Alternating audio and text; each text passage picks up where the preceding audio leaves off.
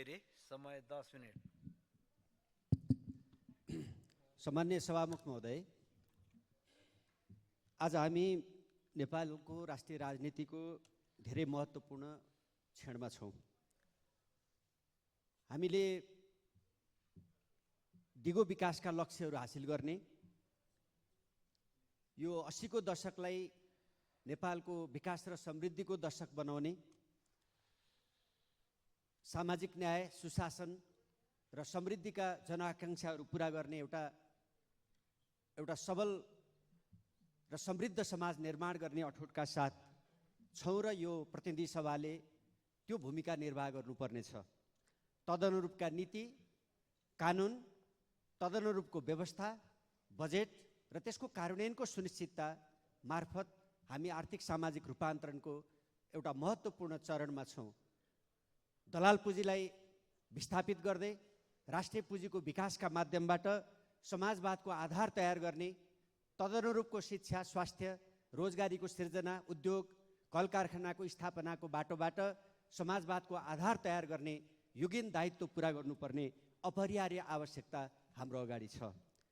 यसै बिचमा आजसम्म पनि 2028 सालमा बनेको शिक्षा ऐनबाट आजको शिक्षा प्रणालीको नेतृत्व हुने विडम्बनापूर्ण परिस्थितिको बिचमा आज फेरि हामी छौँ।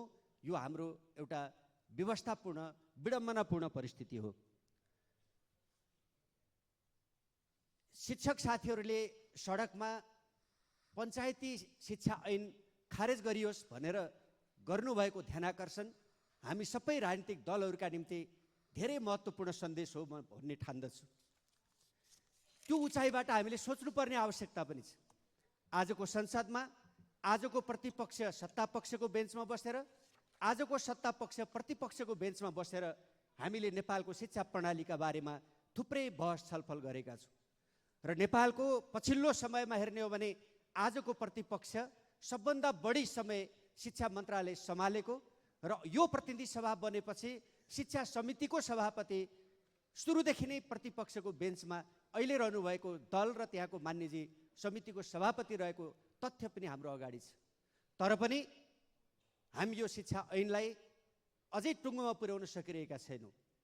अहिले सत्तापक्षले प्रतिपक्षमा भएको सभापतिलाई, प्रतिपक्षले सत्तापक्षलाई आरोपित गरेर हामी छुट पाउने ठाउँमा छौँ भन्ने मलाई लाग्दैन। सडकमा सुरक्षाकर्मी र शिक्षकहरूको बिचमा द्वन्द्व गरेर, झडप गराएर घाइते हुने परिस्थितिको निर्माण गरेर, सिर्जना गरेर पनि हामीले छुट पाउने परिस्थिति छैन। यो अहिले प्रतिपक्षको बेन्चबाट सत्तापक्षतर्फ औला ठड्याउन सकिएला, तर समग्र मूल्याङ्कन गर्ने हो भने त्यो कुराले पनि उन्मुक्ति पाउने परिस्थिति छ भन्ने मलाई लाग्दैन। त्यसकारणले समितिमा विचाराधीन रहेको शिक्षा ऐनलाई पारित गर्ने जुन द्रुत गतिमा अहिले काम भइरहेको छ, वर्तमान सभापति र उपसमितिका मान्यजीहरूले जुन मेहनत गर्नुभएको छ, त्यसमा हामी सबैले सहयोग गरेर त्यो कामलाई छिट्टो टुङ्ग्याउने कुरामा हामी सबैको सामूहिक प्रतिबद्धताको खाँचो छ भन्ने म ठान्दछु। अर्को 12 कक्षाको परीक्षा सरिसकेको, 21 गते तय भएको, विद्यालयको भर्ना सुचारू हुन नसकेको, पठन पाठन बन्द भएको यो परिस्थितिलाई अन्त्य गर्नको लागि शिक्षक साथीहरूले आन्दोलन मार्फत उठाउनुभएका जायज मागहरूलाई सरकार मार्फत पुरा गरेर नियमित पठन पाठनको परिस्थिति बनाउन, एसईको परीक्षा कागती जाँच हुने र नियमित परीक्षाको रिजल्ट प्रकाशित हुने परिस्थिति निर्माण गराउनेतर्फ हामी सबैको सकारात्मक सहयोग आजको आवश्यकता हो भन्ने म ठान्दछु। नेकपा एमाले संसदीय दल त्यसका निम्ति म यो संसद मार्फत अपिल र आह्वान पनि गर्न चाहन्छु। सभामुख महोदय, हामीले देखिरहेका छौँ शिक्षक महासङ्घका नेताहरू प्रधानमन्त्रीसँग गएर छलफल गरेर फर्किँदाखेरि अत्यन्त उत्साहित भएर, खुसी भएर बाहिर निस्केको समाचार हामीले पढिरहेका छौँ। तर जब बाहिर आउनुहुन्छ अनुहार फेरि अरहरो हुन्छ, नमिठो हुन्छ।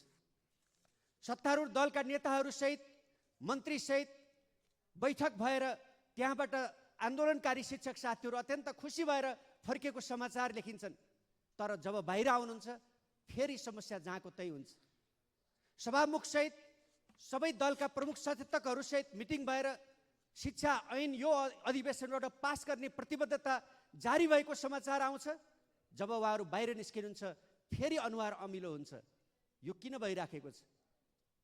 आज स्वयं संसदीय समितिको सभापति रहनुभएको दलको नेताहरू सडकमा पुग्दाखेरि सडकबाट शिक्षक साथीहरूले तपाईहरू यहाँ होइन संसदभित्र बसेर हाम्रो समस्या समाधान गर्न पहल गरिदिनुहोस् भनेर फर्काइदिने परिस्थिति निर्माण हुँदाखेरिसम्म पनि हामीमा त्यो सोच र त्यो उचाइबाट हेर्ने दृष्टिकोण किन बन्न सकिरहेको छैन? म सभामुखज्यू मार्फत सबैको ध्यान आकर्षण गर्न चाहन्छु।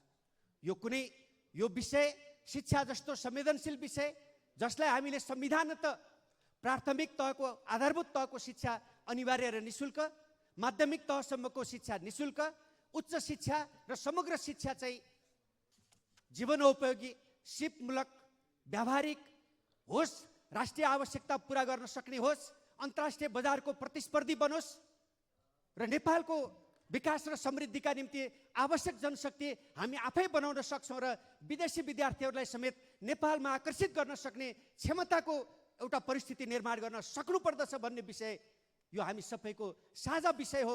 त्यसका लागि हाम्रो साझा प्रतिबद्धता हुनुपर्नेमा यस्तो एउटा सामुदायिक आन्दोलनलाई, पेशागत आन्दोलनलाई, शिक्षा क्षेत्रको जस्तो संवेदनशील आन्दोलनलाई सत्ता ढाल्ने विषय अस्त्र बनाउने, सरकारलाई अप्ठ्यारो बनाउने अस्त्र बनाउने, सरकार ढाल्ने र त्यसैको जगबाट आफू प्रधानमन्त्री हुने असफल प्रयत्न गर्ने यस्ता चिजहरू बन्द हुनुपर्दछ। यदि त्यसो भयो भने मात्रै आज प्रतिपक्षका मान्यजीहरूले सामूहिक रूपले पेश गरेको त्यो सार्वजनिक महत्त्वको प्रस्तावको छलफलको पनि औचित्य हुनेछ र त्यो सान्दर्भिक हुनेछ र त्यसले महत्त्वपूर्ण अर्थ राख्नेछ। होइन भने बहस एउटा गर्ने, छलफल एउटा गर्ने, मिटिङमा एउटा कुरा गर्ने, सडकमा गएर अर्को कुरा गर्ने बानी जबसम्म रहन्छ तबसम्म नेपालको शिक्षा क्षेत्रको विकास हामीले खोजे जस्तो हुन सक्दैन। त्यसकारण म नेकपा एमाले संसदीय दलको तर्फबाट समेत र आफ्नो तर्फबाट समेत अहिले सम्माननीय प्रधानमन्त्रीज्यू, शिक्षा मन्त्रीज्यू, अहिले भर्खरै निवर्तमान हुनुभएको शिक्षा मन्त्रीज्यू, शिक्षा समितिको सभापति, सभामुखज्यू, सबै दलका चाहिँ प्रमुख सचेतकहरू सहित यो शिक्षा ऐन पास गर्नको लागि कोठाभित्र जुन सिरियसनेसका साथ काम भइरहेको छ त्यसलाई फलदायी बनाउनको लागि हामीले यहाँबाट बल प्रदान गरौँ, हामीले उपयुक्त वातावरण निर्माण गरौँ। त्यसो भयो भने यो आन्दोलनप्रति सच्चा न्याय हुनेछ र आम विद्यार्थीहरूप्रति न्याय हुनेछ र शिक्षा क्षेत्रले अब फड्को मार्छ भन्ने कुराको सन्देश जानेछ भन्नेतर्फ प्रमुख प्रतिपक्षीय बेन्चका मान्यजीहरूको पनि ध्यान जाओस् भन्ने कुरा म आग्रह गर्न चाहन्छु। सभामुख महोदय, कि आजको हाम्रो अर्थतन्त्र, आजको हाम्रो यो व्यवस्थाले आज हामीले एकैचोटि सबै शिक्षकहरूका माग एकैचोटि पुरा गर्न सक्ने स्थिति छैन। यो स्वयं शिक्षक महासङ्घको नेताहरूलाई पनि थाहा छ, उहाँहरूले पनि बोध गर्नुभएको छ। तर आज न्यूनतम शिक्षकहरूमाथि भएका विभेदहरू, अन्यायहरू, शिक्षा विद्यालयका कर्मचारीहरूले भोग्नु परेका समस्याहरू जस्ता न्यूनतम चिजहरूलाई पुरा गर्ने कुरामा सरकार कुनै कमी राख्ने परिस्थिति छ भन्ने मलाई लाग्दैन। त्यसमा पनि नेकपा एमाले र नेपाली कङ्ग्रेस जस्ता मुख्य दलहरू मिलेर बनेको सरकार यो विषयमा अत्यन्त संवेदनशील छ।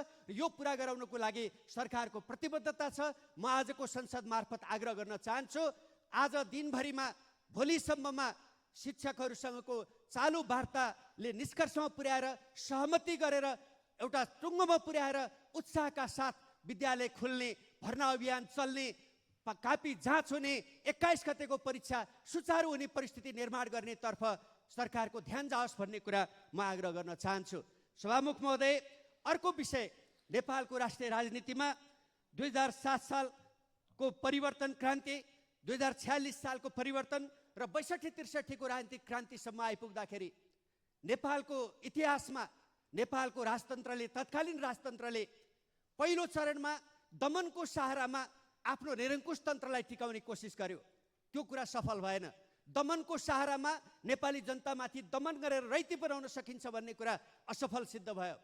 46 पछिको परिवर्तन पछिको चाहिँ दिनचर्यामा समयमा नेपालको राजतन्त्रले सम्झौता मार्फत आफू सरकारमा शासन व्यवस्थामा रहिरहने, आफ्नो चाहिँ अस्तित्वलाई जोगाइराख्ने कुरामा सम्झौता गर्यो। तर नेपालको राजतन्त्रले आफैले सम्झौता उल्लङ्घन गर्यो। सम्झौताको खिल्ली उडायो, सम्झौताको धज्जी उडायो र फेरि निरङ्कुश बन्ने प्रयत्न गर्यो। त्यसको परिणाम राजतन्त्र सदाका लागि बिदा भयो।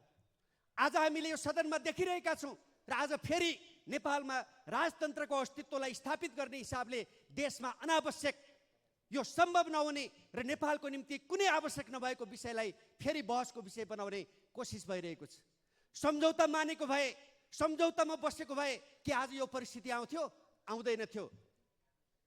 जसरी दमनको सहारामा टिक्ने कोसिस असफल भयो, त्यसै गरी सम्झौता उल्लङ्घन गरेको कारणले राजतन्त्र सदाका लागि समाप्त भयो। आज यही सदनमा आज मलाई खुसी लाग्यो, प्रमुख प्रतिपक्षका सबै दलहरू एक ठाउँमा उगेर शिक्षाको विषयमा सामूहिक रूपले ध्यानाकर्षण प्रस्ताव दर्ता गराउनु भयो। म यहाँहरूसँग फर्केर भन्न चाहन्छु, अस्ति मात्र यही संसदमा तपाईँको प्रतिपक्ष मध्येका एकजना सांसदले तपाईँहरू त यो संविधानको रूपी कागजको खोस्टो बोकेर बस्नुभएको छ, हामी त दिलमा छौँ, दिलको कुरा गर्दैछौँ भन्नुभएको छ। म प्रतिपक्षका मान्यजीहरूलाई सोध्न चाहन्छु कि तपाईँहरू सबै यो संविधान कागजको खोस्टो हो भन्ने कुरामा सहमत भएको हो? मान्य सदस्य, यहाँको समय मलाई लाग्छ होइन। त्यसकारणले यो संविधानको रक्षा गर्ने, त्यो संविधान बमोजिम संविधान प्रदत्त अधिकारहरूलाई स्थापित गर्ने, कार्यान्वयन गर्ने, त्यसको माध्यमबाट समाजलाई आर्थिक सामाजिक रूपान्तरणको प्रक्रियाबाट समाजवादतर्फ जाने संविधानको लक्ष्य हासिल गर्ने कुरामा त स्पष्ट हुनु पर्यो नि। त्यसकारणले राजतन्त्रको खोल ओढेर राजतन्त्रको चाहिँ मनभित्रको मान्छे हुँ भनेर फेरि देशलाई अस्थिरता पैदा गर्ने, देशमा अराजकता पैदा गर्ने, दक्षिणपन्थी अवसरवादलाई हावी गर्ने, सङ्गठनात्मक अराजकता सिर्जना गर्ने र त्यस पछाडि देशलाई चाहिँ अस्थिरताको माध्यमबाट विकास र समृद्धिको बाटो अवरुद्ध गर्ने छुट हामी कसैलाई छैन। नेकपा एमाले यस्ता विषयमा अत्यन्त प्रतिबद्ध छ। मार्क्सवाद र जनताको